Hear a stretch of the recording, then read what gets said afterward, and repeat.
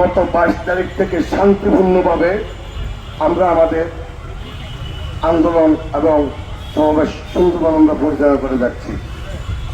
কিন্তু বাংলাদেশ সরকারের পক্ষ থেকে আজ পর্যন্ত আমাদের প্রতি কোনো সদয় হয়ে কোনো প্রকার সাক্ষাৎ অথবা কোনো সান্ত্বনামূলক উত্তর আমরা পাইনি।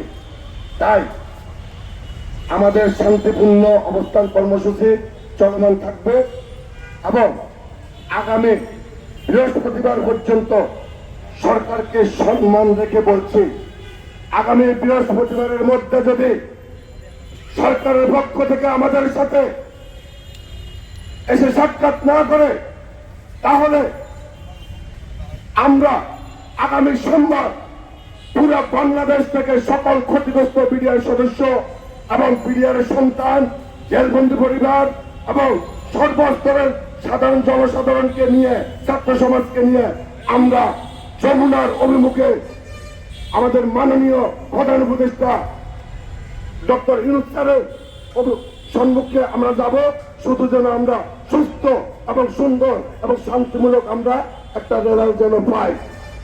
তাই আমরা সরকারের প্রতি অনুরোধ করে বলছি, আপনি আমরা যমুনার অভিমুখে যাওয়ার আগে আগামী বৃহস্পতিবার আপনি আমাদেরকে সুন্দর একটা সমাধান দিবেন এবং আগামী সোমবার পুরো বাংলাদেশের সকল ক্ষতিগ্রস্ত বিডিআর সদস্য এবং জেলবন্দি পরিবার, বিডিআর সন্তান এবং ছাত্র সমাজ, রাজনৈতিক সমাজ, আলেম সমাজ সকল বাইরের দৃষ্টি আকর্ষণ করে বলছি, আপনারা সকলে আমাদের আন্দোলনের সাথে একাত্মতা প্রকাশ করে এই মজলুমদের আন্দোলনের হাতকে শক্ত করে ন্যায়ের পক্ষে কথা বলে এই মজলুমদের অধিকার ফিরিয়ে আনার জন্য চেষ্টা করবেন।